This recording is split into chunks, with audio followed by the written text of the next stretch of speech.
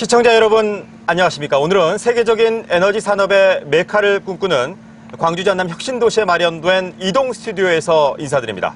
저희 뒤로 보이는 한국전력은 이곳 혁신도시로 이전해온 뒤 에너지밸리 조성에 박차를 가하고 있는데요. KBS 광주 총국과 목포 순천 방송국은 조성 2년째를 맞은 에너지밸리 사업 전반을 조망해보는 특집 뉴스를 마련했습니다. 먼저 대한민국 에너지 신산업의 컨트롤 타워가 될 에너지밸리의 개념과 미래 모습을 김혜정 기자가 가상 스튜디오에서 전해드립니다. 제가 서 있는 이곳은 광주 전남 혁신도시입니다. 에너지밸리 추진의 중심축이라고 할 수 있는데요. 바로 한국전력과 관련 회사들이 들어서 있는 곳입니다. 이 에너지밸리 단어만으로는 참 생소하시죠? 먼저 이 단어를 따온 실리콘밸리를 설명드리면 좀 더 쉽게 이해하실 수 있을 겁니다. 이 실리콘밸리에는 몇 년 전부터 전기차와 무인차에 사활을 걸고 있는 세계 유수 기업인 테슬라와 BMW 등의 연구센터들이 속속 들어서고 있는데요. 왜 이들은 유독 실리콘밸리만을 고집하는 걸까요? 답은 전기차 내부에 있습니다. 이 전기차에 탑재되는 모듈과 배터리 등은 정보통신기술 연구의 총알아 불릴 정도로 하루가 다르게 업그레이드된 기술이 적용되고 있습니다. 그만큼 이미 수만 개의 핵심 기술을 보유한 실리콘밸리의 업체들과의 협업이 불가피하기 때문입니다.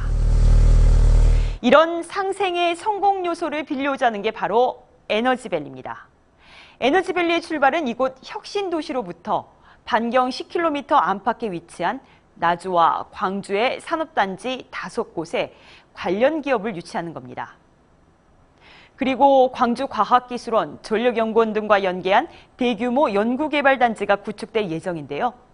이를 통해 신재생 에너지를 비롯한 각종 핵심 기술 개발과 이 상용화라는 두 마리 토끼를 잡는다는 게 에너지밸리의 목표입니다. 이렇게 되면 현재 개발 중인 풍력과 태양광 등의 이 신재생 에너지가 효율적으로 전력화되고 여기에 정보통신 기술이 융합돼 알아서 전력량을 조율할 뿐만 아니라 소비자가 실생활에서 효과적으로 사용할 수 있는 에너지 스마트 기술이 탄생하는 겁니다. 이 청사진대로 구현된다면 광주 전남이 낙후의 오명을 벗고 도약의 대전환점을 맞을 것으로 기대됩니다. 지금까지 에너지밸리 가상 스튜디오에서 전해드렸습니다. 네, 이 같은 에너지밸리 조성 사업이 속도를 내면서 기업 유치가 가시화되고 있습니다. 산업 기반이 취약한 광주 전남 지역이 절호의 기회를 맞은 건데요. 그 상황을 백미선 기자가 보도합니다.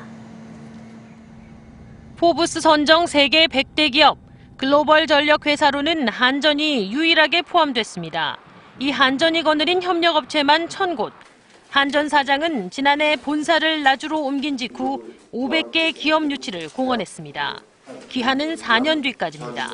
이렇게 집중적으로 투자하는 게 한 3, 4년 정도 투자하고 나면은 스스로 기반이 생기고 그다음에는 말하자면 스스로 자생력이 생긴다 이래 보기 때문에 효과는 나타나기 시작했습니다. 발전소 건설과 송배전 시스템을 개발하는 이 업체는 지난 3월 서울에서 나주 혁신도시로 옮겨왔습니다. 직원 수 50명에 한 해 매출 80억 원을 올리는 회사가 나주에 새로 생긴 셈입니다. 지역적으로 같이 미래적 협박이 있다 보면은 서로 좋은 기술, 학계에 좋은 기술력을 지원받을 수 있고 저희들의 산학연 공동으로 해서 R&D 사업을 추진하는 데 대단한 이점이 있어서 지난 1년 6개월 동안 한전과 투자 협약을 맺은 업체는 133곳, 투자 계획 금액은 6,500억 원입니다. 투자 협약 기업에는 LS산전과 효성 등 대기업 5곳과 외국 기업 4곳도 포함되어 있습니다. 긍정적인 것은 공장을 지을 땅이나 사무실 입주를 위한 계약이 속속 진행되면서 투자 협약 이행률이 41%로 다른 투자 협약들에 비해 월등히 높다는 겁니다. 3만 개의 일자리를 창출해 에너지밸리 조성 사업의 성공 여부를 가를 500개 기업 유치가 현재까지는 순항하고 있습니다. KBS 뉴스 백미선입니다. 에너지밸리 투자를 결정한 기업들은 그 가능성을 보고 기회의 땅을 선택했습니다. 부푼 꿈을 안고 에너지밸리 이전을 준비하고 있는 기업을 찾아가 봅니다. 에너지밸리 1호 기업인 보성파워텍 충주공장에 취재기자가 나가 있습니다. 양창희 기자, 야간에도 공장 불이 환하게 켜져 충주에 있네요. 있는 보성파워텍 제2공장에 나와 있습니다. 이곳은 고압 송전탑을 만드는 공장인데요.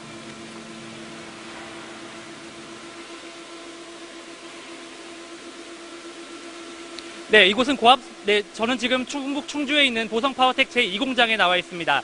이곳은 고압 송전탑을 만드는 공장인데요. 지금 보시는 것처럼 이 대형 철탑을 만들기 위한 용접 작업이 한창 진행 중입니다. 지난 1978년 설립된 이 회사는 송전탑 외에도 배전 장치 등 전력 관련 설비를 만들고 있습니다. 최근에는 에너지 저장 시스템과 사물 인터넷, 그리고 스마트 그리드로 불리는 지능형 전력망 사업을 개척하고 있는데요. 이 나주 혁신산단 신공장에서 이런 에너지 신산업에 주력할 계획입니다. 이 나주 공장은 이 회사의 4번째 공장인데요. 나주 공장에는 70여 명이 새롭게 채용될 계획입니다. 그럼 지금 여기서 장완성 사장님과 함께 말씀 나눠보겠습니다. 장 사장님, 네, 에너지밸리 입주는 기업 입장에서도 새로운 도전일 텐데요. 어떻게 해서 결심하게 되셨는지 한 말씀 부탁드립니다. 보성파워텍의 신성장 동력은 에너지 신사업으로 보고 있습니다. 그래서 나주 에너지밸리에 집중 투자하기로 하였습니다. 네, 에너지밸리에서 새로운 미래에 도약하고 있는 기업들의 앞날이 기대됩니다.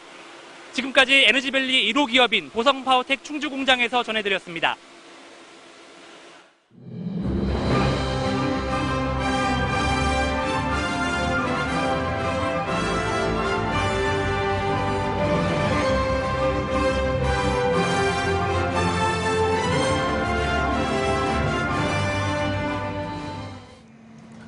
에너지 기업과 기관들이 속속 들어서면서 에너지밸리는 빠르게 본 궤도에 진입하고 있습니다. 에너지밸리가 조성되면 어떤 변화가 있을까요? 생산 유발 효과는 물론 일자리도 크게 늘 것으로 기대되는데요. 경제적인 측면의 파급 효과를 류성호 기자가 따져봤습니다. 한전의 지난해 매출은 58조 9천억 원, 31조 원가량인 광주시 지역 내 총 생산의 2배에 육박합니다. 한전과 에너지 관련 기관이 나주로 이전해 오면서 광주지방국세청의 세수는 2조 원가량이 늘었습니다. 재정 자립도 13.9%로 세금 한 푼이 아쉬운 나주시도 법인세로만 지난해 73억 원을 거두어들였습니다. 토지하고 건물분 재산세 유예 기간이 2019년도에 끝났는데 그 기간이 끝나면은 일반 과세가 되기 때문에 세수가 굉장히 증가될 것으로 전망되고 있습니다. 관련 업체들은 변화를 피부로 실감합니다. 한전이 본사를 나주로 옮긴 뒤로 광주 전남 업체의 납품 실적은 2.5배가 늘었습니다. 관련 업체가 새로 생기고 한전이 사업 영역을 확장하면서 납품을 준비하는 업체도 증가했습니다. 광주나 전남 지역에서 시범 사업으로 유도를 하고 있습니다. 거기에 저희들이 참여하게 돼서 매출을 기대하고 있습니다. 납품 실적이 늘고 창업붐이 일면 일자리는 덩달아 늘 수밖에 없습니다. 취업 기대감에 학생들이 몰리면서 대학의 관련 학과들도 요즘 인기 상한가입니다. 지역 대학들은 앞다투어 관련 전공을 만들고 교육 프로그램 개설에 역량을 쏟고 있습니다. 각 기관이 원하는 맞춤형 교육과정을 통하여 학생들의 인력을 양성하도록 서로 MOU까지 이미 교환하였습니다. 전남대 지역개발연구소는 에너지밸리 조성으로 오는 2025년까지 생산 유발 효과 2조 9,780억 원, 고용 유발 효과 3만 1,000명으로 예측했습니다. KBS 뉴스 류성호입니다. 이뿐만이 아닙니다. 에너지밸리는 우리 실생활에도 큰 변화를 줄 것으로 보입니다. 그 변화의 모습은 한전이 추진하는 미래 먹거리 사업을 들여다보면 답이 있는데요. 환경오염 없이 에너지를 만들어 사용하는 미래형 첨단 도시, 이른바 스마트시티 시대가 성큼 다가오고 있습니다. 이한글 기자입니다. 주부 황다은 씨, 올 초 집안의 가전제품을 휴대폰으로 관리하는 IoT 서비스에 가입했습니다. 전기요금을 실시간으로 확인하고 깜빡 잊고 외출했다가도 스마트폰 앱으로 선풍기나 에어컨을 끄기도 합니다. 이렇게 새는 전기를 잡았더니 전기요금이 30%나 줄었습니다. 실시간으로 전기가 올라가는 거, 전력 올라가는 거라고 해야 되나? 그거를 보여주더라고요. 에어컨을 좀 꺼보고 그다음에 부채 사용한다든지. 여기에 태양광이나 풍력을 이용해 전기를 만들어내고 남은 전기를 저장 재사용하면서 화석연료를 쓰지 않는 스마트시티를 만드는 것이 한전의 목표입니다. 실제로 이 같은 실험이 성공해 진도 가사도가 에너지 자립섬으로 거듭났고 빠르면 내년쯤 나주에서도 풍력이나 태양광으로 전력을 공급하고 자율주행 전기자동차가 다니는 스마트시티를 만나볼 수 있습니다. 나주는 전국 최초이자 세계 최초의 스마트 시티를 갖게 되는 거예요. 신재생 에너지 자립률을 높이겠다고 하는 거고요. 그다음에 건물 단위를 이제 지능화시켜서 이 전기 사용량을 줄이겠다고. 중소기업에도 호재입니다. 새로운 사업이다 보니 소형 배터리에서 소프트웨어 시스템까지 수천 개의 부품 시장이 만들어지기 때문입니다. 광주에서만 연간 일자리 2천여 개, 540억 원 규모의 매출이 기대됩니다. 특히나 이 에너지 소비 쪽은 생산과 달리 대기업 중심이 아니라 중소기업형이기 때문에 광주 지역에 잘 맞을 거라고 생각합니다. 에너지밸리 조성을 계기로 광주 전남이 환경오염 없이 깨끗하고 저렴한 전기를 쓰는 스마트시티의 메카로 발돋움하고 있습니다. KBS 뉴스 이한글입니다. 미래 먹거리 사업을 성공시키기 위해서는 무엇보다 연구개발 기능이 중요한데요. 대표적인 성공 사례로 중국 중관촌이 꼽히고 있습니다. 국제표준을 70개나 개발하며 중국의 실리콘밸리로 불리고 있는 중관촌을 김효신 기자가 취재했습니다. 창업 6년 만인 지난해 삼성전자를 제치고 중국 내 스마트폰 판매 1위로 올라선 샤오미의 본사입니다. 샤오미 돌풍의 중심에는 중국의 실리콘밸리로 불리는 중관촌에 연구 인력과 값싼 부품이 있습니다. 창업 멤버들도 중관촌의 개발자였기에 스마트폰 가격을 20만 원대까지 끌어내리고 신제품 출시 시기도 앞당길 수 있었습니다. 小米的产品的上市速度是非常快的，这些产品基本上每个月都会有发布，甚至呢，我们现在基本上可以做有一些小的产品可以做到每周都有新的品的发布。 광주시만한 면적의 IT 관련 기업과 연구기관이 몰려있는 중관촌 사이언스 파크. 1980년대 베이징대와 칭화대 학생들이 벤처기업을 세운 뒤 대학교 70여 곳, 연구기관 210여 곳이 몰려들면서 지금의 모습을 갖췄습니다. 연구 인력만 50만 명으로 미국 실리콘밸리의 1.6배에 달하고 입주기업은 2만 개가 넘습니다. 중국 정부는 입주기업에 각종 세제 혜택을 주고 100여 곳의 국가실험실을 기업에 개방해 연구를 지원하고 있습니다. 我们今后关键是要加强原始创新，在这方面呢，就是说要发挥驻区的这个大学科研院所。 중관촌에서 성공한 대기업들은 주변 입주기업에 재투자하는 엔젤 투자자 역할을 하고 있습니다. 중관촌 신생기업에 쏟아붓는 벤처 자금은 연간 7조 원 규모로 대기업이 90%, 중국 정부가 10% 정도를 분담하고 있습니다. 这里就是你会碰到小伙伴，然后会碰到投资人，还有碰到很多的一些合作机会，所以理所当然选择这里。 이곳에 있는 기업들은 인재와 자본 그리고 연구 기능과 중국 정부의 지원까지 완벽한 산업 생태계를 이룬 것이 중관촌의 성공 비결이라고 입을 봅니다. 중국 베이징에서 KBS 뉴스 김효신입니다.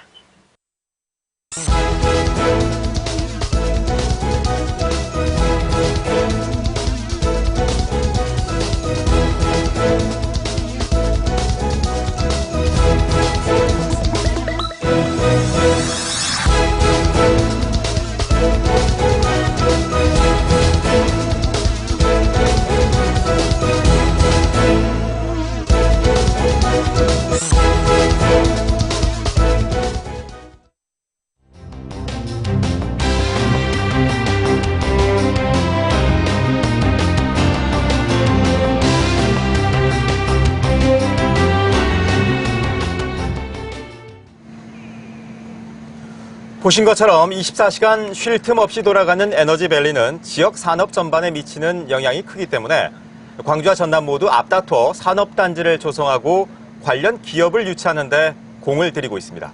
하지만 소모적인 경쟁은 자칫 갈등과 혼란만 키울 수 있습니다. 광주와 전남이 상생할 수 있는 해법을 찾아봤습니다. 곽선정 기자입니다. 한국전력의 에너지밸리 연구개발센터 부지입니다. 연구 인력만 2천여 명, 신재생 에너지 관련 기술 개발과 실증 작업이 모두 이곳에서 이루어집니다. 연구개발센터가 오는 2020년까지 이곳 나주 혁신산단에 준공되면 인근의 관련 기업들의 입주가 본물을 이룰 것으로 예상됩니다. 이 때문에 최종 입지가 나주 혁신산단으로 결정되기 전까지 광주 전남 양시도 간 과도한 유치 경쟁으로 각종 루머가 확산됐고 입지 선정이 예정보다 반년 이상 늦어지기도 했습니다. R&D 센터를 유치하기 위해서 상당히 많은 재원을 부담하게 돼 있고 경쟁이 광주나 전남에게 득이라고 말할 수는 없다고 봅니다. 에너지밸리 구축을 둘러싼 광주 전남의 경쟁은 시작에 불과합니다. 광주 전남 혁신도시를 중심으로 무려 10개의 산업단지가 조성돼 에너지 관련 기업 유치에 열을 올리고 있기 때문입니다. 그러나 내려올 기업이 한정된 만큼 자칫 일부 산업단지는 기업 유치를 못해 애물단지로 전락할 수 있다는 우려가 커지고 있습니다. 이에 따라 전문가들은 선택과 집중을 통해 양시도가 상생 방안을 모색할 것을 제안하고 있습니다.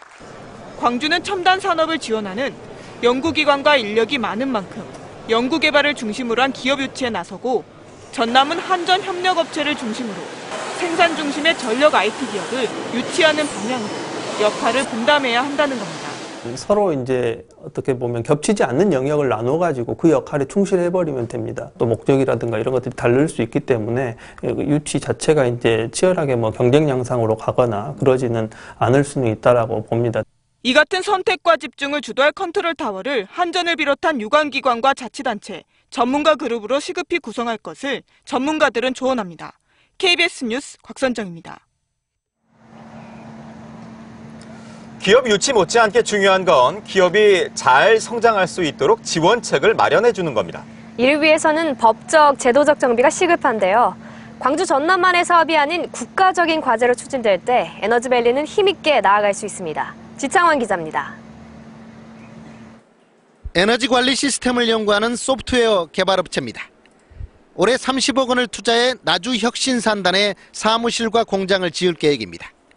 가장 큰 고민은 수도권에 집중된 IT 연구 인력을 원활하게 확보할 수 있을지와 제품 판로를 안정적으로 찾을 수 있느냐입니다. 몇십억을 투자한다는 게 쉬운 결정도 아닌데 가능성만 보고 저희도 이제 에너지밸리로 투자를 하려고 하는데 아직까지는 좀 미비하죠. 기업들의 이 같은 고민 해결을 위해 가장 시급한 건 에너지밸리 지원 특별법 제정이 꼽힙니다. 중앙정부 차원의 보조금 지원과 세제 혜택을 이끌어내기 위해서는 특별법이라는 안전판이 꼭 필요하기 때문입니다. 이는 지속적인 기업 이전과 투자 유치를 위해서도 중요합니다. 특별법이 제정되면 에너지밸리 조성이 광주 전남만의 사업이 아닌 국가산업이 돼 각종 투자를 이끄는 보증수표가 될 수 있습니다. 이 사업이 계속적으로 추진이 돼야 되는데 그러려면은 국가적인 아젠다가 돼야 되고 국가적인 아젠다가 되기 위해서는 법적이나 어떤 제도적으로 정부의 적극적인 뒷받침이 필요합니다. 이 밖에 각종 연구개발비 지원과 지방세 감면 등의 혜택이 주어지는 연구개발 특구를 기존 광주 첨단산단 일원에서 나주 혁신산단까지 확대 지정하는 것도 에너지밸리 활성화를 위한 시급한 과제로 떠오르고 있습니다. KBS 뉴스 지창환입니다. 기업하기 좋은 환경이 조성돼도 정주 여건이 개선되지 않으면 에너지밸리 성장에는 한계가 있습니다. 이곳 빛가랍 혁신도시는 여전히 밤이나 주말이면 사람들이 일제히 빠져나가면서 활기를 잃고 있습니다. 성숙되지 않은 정주 여건 때문입니다. 보도에 지종익 기자입니다. 금요일 오후 3시 일찌감치 일을 마친 한국농어촌공사 직원들이 고속버스에 오릅니다.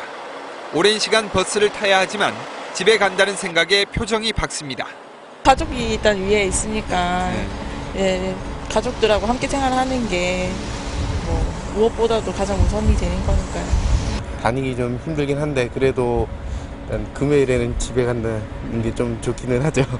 가족과 함께 혁신도시에 이사하는 것을 적극 고민하는 직원들도 있습니다.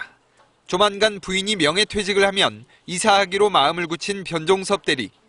부족한 의료시설과 두 자녀의 교육 문제는 여전히 걱정입니다. 아주 간단한 진료를 하는 것도 토요일 오후가 되니까 안 되더라고요. 이쪽에 학원 같은 게 많지 않고 또 신생학교다 보니까 아무래도 조금. 혁신도시 내 개인 병원은 10곳. 하지만 주말에도 쉽게 찾을 수 있는 대형 종합병원이 아직까지 없습니다. 유치원 3곳, 초등학교 2곳, 중고등학교가 1곳씩 문을 열었지만 혁신도시 직원들의 마음을 움직이기에는 역부족입니다. 혁신도시 이전 기관의 임직원은 6,100여 명. 이들 가운데 가족과 함께 옮겨온 직원들은 15%인 800여 명에 불과합니다. 밤이나 주말에는 여전히 유령 도시라는 말이 나옵니다. 고깃집들은 5시면 오픈을 하는데 5시에 오픈해가지고 딱 3시간 돈 벌고 들어가는데 그러니까 한 번 꽉 찬다고 그래도 딱 한 번 하고서는 그냥 끝인 거예요. 혁신도시 인구가 느는 만큼 각종 편의시설도 늘고 있는 건 사실입니다. 하지만 장사가 안 돼 벌써 폐업을 하거나 오랫동안 비어있는 공간도 쉽게 찾아볼 수 있습니다. 향후 10년 500개 기업의 유치 효과를 지역의 성장 동력으로 살리기 위해서는 그 시작점인 혁신도시의 기반부터 제대로 다져야 합니다. KBS 뉴스 지종익입니다. 이어서 간추린 소식입니다. 정부가 정한 세월호 참사 특별조사위원회의 활동 종료 시한이 오늘로 다가온 가운데 세월호 특조위는 활동을 계속할 것이라는 입장을 분명히 했습니다. 세월호 특조위는 또 오는 12월까지 선체 조사 활동을 보장하겠다는 해양수산부의 발표에 대해서는 8월 이후에 인양이 마무리되면 선체 조사를 할 수 있는 시간이 충분히 확보되지 않으리라고 보고 실효성 없는 제안이라며 거부했습니다. 장만채 전라남도 교육감이 최근 신안에서 발생한 여교사 성폭행 사건과 관련해 실효성 있는 대책을 추진하기 위해 노력하겠다고 말했습니다. 장 교육감은 오늘 전남교육청에서 열린 직선교육감 2기 취임 2주년을 맞아 이같이 말하고 광주와 전남 공동학군제에 대해서는 먼저 협약을 맺은 화순 이외의 나주와 담양 장성 등은 아직 준비가 부족한 만큼 단계적으로 추진하는 것이 옳다고 말했습니다. 박지원 국민의당 비상대책위원장이 손학규 전 더불어민주당 고문의 국민의당 합류를 권유했습니다. 박 위원장은 오늘 한 라디오 프로그램에 출연해 손 전 고문이 국민의당에 들어와 안철수 전 대표와 경쟁을 하는 구도가 되도록 노력하겠다며 손 전 고문이 국가와 국민을 위해 큰 그림을 그리고 있는 만큼 국민의당에서 경쟁을 해주기를 바란다고 덧붙였습니다. 오늘 9시 뉴스는 광주 전남 혁신도시에 마련된 이동 스튜디오에서 국내 에너지 산업을 이끌 에너지밸리의 현황과 발전적인 미래를 그려봤습니다. 에너지밸리가 대한민국을 넘어 세계적인 에너지벨트 조성의 중심축으로 자리 잡길 바라면서 특집 9시 뉴스를 마칩니다. 시청해주신 여러분 감사합니다.